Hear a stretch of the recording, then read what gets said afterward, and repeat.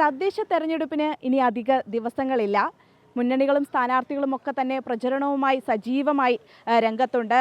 ഈ കവടിയാർ വാർഡ് പിടിക്കാൻ കോൺഗ്രസ് അത്രത്തോളം ആത്മവിശ്വാസത്തോടുകൂടി കളത്തിലിറക്കിയ സ്ഥാനാർത്ഥിയാണ് കെ ശബരിനാഥൻ. സ്ഥാനാർത്ഥി തന്നെ നമ്മളുടെ കൂടെയുണ്ട്. ഇപ്പോൾ ഈ പ്രചരണമൊക്കെ തുടങ്ങിയ ദിവസങ്ങളായി. ഈ ഒരു ഘട്ടത്തിൽ എങ്ങനെയുണ്ട് വിജയപ്രതീക്ഷ? ആളുകളുടെ ഭാഗത്തു നിന്നുള്ള ഒരു റെസ്പോൺസ് ഒക്കെ എങ്ങനെയാണ്? കവടിയാർ വാർഡിൽ കോൺഗ്രസിൻ്റെ ഈ പാർട്ടി സംവിധാനം വളരെ ശക്തമാണ്. വളരെ നല്ല രീതിയിൽ ഒരുമിച്ച് പ്രവർത്തിക്കുന്ന ഒരു വലിയ ടീമായിട്ട് ഇവിടെയുള്ള എല്ലാ ആളുകളുമുണ്ട്. അതിൻ്റെയൊക്കെ അടിസ്ഥാനത്തിലാണ് നമ്മളിവിടെ വിജയിച്ചു പോകുന്നത്. ആ ടീമിൽ ഇലക്ഷൻ ആയപ്പോൾ ഞാനിവിടെ വന്ന് ചേർന്നു. ഞാൻ തൊട്ടടുത്തുള്ള ആളാണ്. അപ്പോൾ നല്ല രീതിയിലുള്ള റെസ്പോൺസ് എനിക്കുള്ള വ്യക്തിപരമായിട്ടുള്ള ബന്ധങ്ങൾ, പിന്നെ നമ്മുടെ നേതാക്കളുടെ അടിത്തറയിലുള്ളവർക്ക് നല്ല ഭൂരിപക്ഷത്തിൽ ഇവിടെ വിജയിക്കുന്നുള്ള പൂർണ്ണ വിശ്വാസം നമുക്കെല്ലാം ഉണ്ട്. ഈ മഴ ഇനി വരുന്ന ദിവസങ്ങളിൽ മഴ ശക്തമാകുമെന്ന് പറയുന്നുണ്ട്. അപ്പോൾ പ്രചരണത്തിന് അതൊരു തടസ്സമാവോ? അത് ഏറ്റവും വലിയ പ്രശ്നം. പ്രത്യേകിച്ച് ശനിയും ഞായറും ആൾക്കാർ വീട്ടിലുള്ളത്. പ്രത്യേകിച്ച് കവടിയാർ ഭാഗങ്ങളിലൊക്കെ എല്ലാവരും മോസ്റ്റ്ലി വർക്ക് ചെയ്യുന്ന ആൾക്കാരാണ്. സത്യം പറഞ്ഞാൽ ഈ ശനിയും ഞായറും എല്ലാ സ്ഥാനാർത്ഥികൾക്കും ഒരു നഷ്ടമായിരുന്നു. കാരണം മാക്സിമം വീട് കയറേണ്ട സമയത്ത് രാവിലെ തൊട്ടങ്ങ് മഴയാണ്. അപ്പോൾ അതിനിടയ്ക്കുള്ള ഇന്ന് രാവിലെ എണീറ്റപ്പോൾ നല്ല മഴയായിരുന്നു. ഭാഗ്യത്തിന് ഇപ്പോൾ ഒന്ന് തെളിഞ്ഞ് നിൽപ്പുണ്ട്. മാക്സിമം വീടുകൾ കവർ ചെയ്യുകയാണ്. പക്ഷേ എന്നിരുന്നാലും എല്ലാ സ്ഥാനാർത്ഥികളും ബുദ്ധിമുട്ടാണെങ്കിലും മഴയും വെയിലിനെയൊക്കെ തഴഞ്ഞുകൊണ്ട് ആളുകളെല്ലാം എല്ലാ കാൻഡിഡേറ്റ്സും ഫീൽഡിൽ തന്നെയാണ്. ഈ ഭരണവിരുദ്ധ വികാരം എന്ന് പറയുന്നത് നിലനിൽക്കുന്നുണ്ട് സംസ്ഥാനത്തെ എന്നുള്ളതാണ്.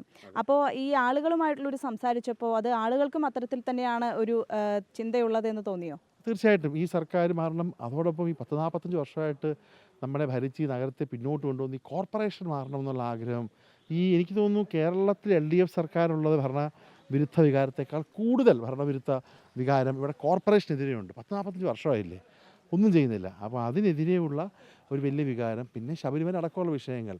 ബാക്കി എല്ലാവരും മകരവിളക്ക് ദിവസം ആ ക്ഷേത്രത്തിൽ ഭഗവാനെ നോക്കി പ്രാർത്ഥിക്കുമ്പോൾ തൊട്ടപ്പുറത്ത് ഭഗവാനെ നോക്കാതിരിക്കാനുള്ള സ്വാതന്ത്ര്യം അവർക്ക് ഭരണകൂടം ഇറക്കിയിട്ടുണ്ട്. പക്ഷെ നോക്കാതെ അവർ മച്ചിലോട്ട് നോക്കുന്നത് സ്വർണ്ണം അടിക്കാനാണെന്നുള്ളത് ഇപ്പോഴാണ് ആളുകൾക്ക് മനസ്സിലായത്. അതെന്തായാലും തീർച്ചയായിട്ടും റിഫ്ലക്റ്റ് ചെയ്യും.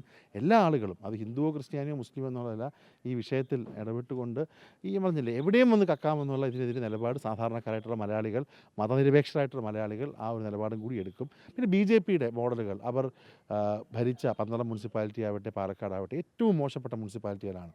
അപ്പോൾ ക്രെഡിബിളായിട്ടുള്ള വിശ്വസിക്കാൻ പറ്റുന്ന ഒരു പാർട്ടി കോൺഗ്രസ് ആണ്. നമ്മൾ കൃത്യമായിട്ടുള്ള വികസനവും ഭാവിയിലേക്കുള്ള എല്ലാവർക്കും ജീവിക്കാൻ കഴിയുന്ന ഭാവിയിലെ തിരുവനന്തപുരം എന്നുള്ള മുദ്രാവാക്യവുമായിട്ട് നമ്മൾ മുന്നോട്ട് പോകും. ഈ അയ്യപ്പ സംഗമം ഉൾപ്പെടെ നടത്തി വിശ്വാസികളെ കൂടെ നിർത്താനുള്ളൊരു ശ്രമമായിരുന്നു CPMൻ്റെ ഭാഗത്തു നിന്നുണ്ടായിരുന്നത്. പക്ഷേ CPMൻ്റെ ഒരു പ്രമുഖ നേതാവ് തന്നെ ഇപ്പോൾ അറസ്റ്റിലായിരിക്കുകയാണ്. വാദങ്ങളൊക്കെ പൊളിയുന്നൊരു രീതിയാണ് ഉണ്ടായിരുന്നത്. അപ്പോൾ ഇത് ഈ തെരഞ്ഞെടുപ്പിനെ ബാധിക്കുമെന്നുള്ള കാര്യം ഉറപ്പാണോ? അതെ, കനൽ ഒരു തരി മാത്രമല്ല. ഇപ്പോൾ തന്നെ ശ്രീ വാസു അറസ്റ്റിലായി, ശ്രീ പത്മകുമാർ അറസ്റ്റിലായി. ഇന്നിപ്പോൾ കേൾക്കുന്ന വാർത്തകൾ പല പ്രമുഖ ആളുകൾ, ജില്ലയിലെ ആളുകൾ അടക്കമുള്ള ആളുകളെ ചോദ്യം ചെയ്യാനൊക്കെ പോവാണ്.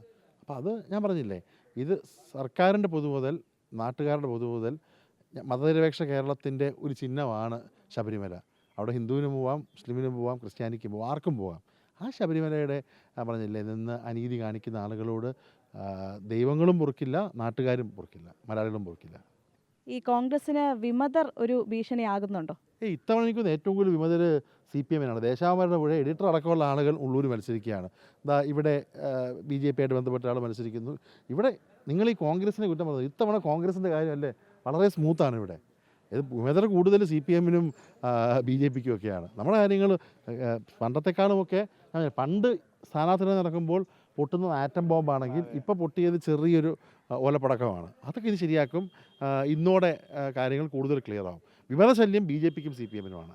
ഈ BJPയെ സംബന്ധിച്ചിടത്തോളം ഇപ്പോൾ ഈ കുറേ പേരുടെ ആത്മഹത്യ, പ്രവർത്തകരുടെ ആത്മഹത്യ നടന്നിട്ടുണ്ട്. അപ്പോൾ അത് BJPക്ക് ഈ തെരഞ്ഞെടുപ്പിലൊരു തിരിച്ചടിയാവും. തീർച്ചയായിട്ടും അവരുടെ സാധാരണ BJP പ്രവർത്തകർ, നമ്മൾ പോകുമ്പോൾ പല വീടും സംസാരിക്കുന്നതാണല്ലോ. ഇപ്പോൾ രാഷ്ട്രീയം ഏതോ ആവട്ടെ, പൊതുപ്രവർത്തകരാണ് അവർ. വീടും കൂടും കളഞ്ഞ് രാവിലെ ഇങ്ങനെ ഇറങ്ങുന്ന ആൾക്കാരാണ്. അവർക്കൊരു സംരക്ഷണം ഒരു പാർട്ടി കൊടുക്കാൻ കഴിഞ്ഞില്ലെങ്കിൽ അത് ശരിയല്ല. ഞാൻ രാഷ്ട്രീയം പറയുകയല്ല. പക്ഷേ രണ്ടാളുകൾ, ശ്രീ തിരുവനന്തപുരത്തെ പോലെയുള്ള വളരെ നല്ല കൗൺസിലറായിരുന്ന ഒരു വ്യക്തിയും BJPയുടെ ഒരു സംഘപരിവാര പ്രവർത്തകനും ഒക്കെ മരണപ്പെടുമ്പോൾ ആ പാർട്ടിയിലേക്കാണ് വിരൽ ചൂണ്ടുന്നത്. ആ പാർട്ടിയിലെ പാവപ്പെട്ട പ്രവർത്തകർക്ക് സംരക്ഷണം നൽകാൻ കഴിയാത്ത BJP എങ്ങനെയാണ് ഈ നഗരത്തിലുള്ള 10-15 ലക്ഷം ആളുകൾക്ക് സംരക്ഷണം കൊടുക്കുന്നത്? ഈ കവടിയാർ വാർഡിനെ സംബന്ധിച്ചിടത്തോളം ആദ്യഘട്ടത്തിൽ എന്തൊരു പ്രവർത്തനമാണ് ചെയ്യണം എന്നുള്ളത് മനസ്സിലായി? ഇല്ല, നമ്മളെ പറഞ്ഞില്ല, കവടിയാർ എന്ന് വെച്ചാൽ ഒരൊറ്റ സൊല്യൂഷൻ പറ്റുന്നൊരു വാർഡല്ല. ഇവിടെ ഈ ജാറുനിറം അടക്കമുള്ള മേഖലകളിലെ ഏറ്റവും പ്രധാനപ്പെട്ട പ്രശ്നം പ്രായമുള്ള ആളുകളാണ്, വീട്ടിലാരുമില്ല. അപ്പോൾ അവർക്ക് പല വ്യത്യസ്തമായിട്ടുള്ള ആവശ്യങ്ങളാണുള്ളത്. നമ്മൾ താഴോട്ടൊക്കെ പോവുകയാണെങ്കിൽ തിങ്ങി നിറഞ്ഞിരിക്കുന്ന വീടുകൾ, ഇടവഴിക്കകത്ത് ഊടുവഴികൾ. അപ്പോൾ അവിടെ വേറെ വികസനം ആവശ്യമാണ്. പക്ഷേ പ്രധാനപ്പെട്ട ഒരു വിഷയം എല്ലായിടത്തും പോകുമ്പോൾ ഈ കുടിവെള്ളം ഒരു വിഷയമാണ്.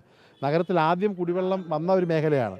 എപ്പോഴാ പണ്ട് മഹാരാജാവിൻ്റെ കാലത്ത് അതിനടുത്തിരിക്കുന്ന സ്ഥലമായിട്ട് പോലും കോർപ്പറേഷന് പൂർണ്ണമായിട്ട് കുടിവെള്ളം പൂർണ്ണസമയം എത്തിക്കാൻ കഴിയാത്തതൊരു വിഷയമാണ്. തിരുവനന്തപുരം നഗരത്തിൽ ഈ അരുവിക്കര ജലസംഭരണി അല്ലാതെ ഓൾട്ടർനേറ്റ് സോഴ്സുകൾ കണ്ടെത്തേണ്ട ഒരു ആവശ്യമുണ്ട്. ഇന്ന് ഇത്രയും ആളുകൾ താമസിക്കുമ്പോൾ അരുവിക്കര എന്നുള്ള വെള്ളം കൊണ്ട് മാത്രം നമുക്ക് ചെയ്യാൻ കഴിയുകയില്ല. ഇടയ്ക്ക് നെയ്യാർ ഡാമിൽ നിന്ന് വെള്ളം കൊണ്ടുവരുന്നൊരു പ്ലാൻ ഉണ്ടായിരുന്നു. ഇപ്പോൾ ഈ നെയ്യാർ ഡാം പദ്ധതി അടക്കം എനിക്ക് തോന്നുന്നു വെള്ളായണി പോലത്തെ പ്രദേശങ്ങളോട് നമ്മൾ കൺസിഡർ ചെയ്യണം. കൂടുതൽ തനതായിട്ടുള്ള കുടിവെള്ള സ്രോതസ്സുകൾ നമ്മൾ കണ്ടെത്തണം. അരുവിക്കര മാത്രം ഡിപ്പെൻഡ് ചെയ്തിരിക്കല്ലേ. ശരി, തീർച്ചയായിട്ടും പൂർണ്ണ വിജയപ്രതീക്ഷയിൽ തന്നെയാണ് കെ ശബരിനാഥൻ ഉള്ളത്.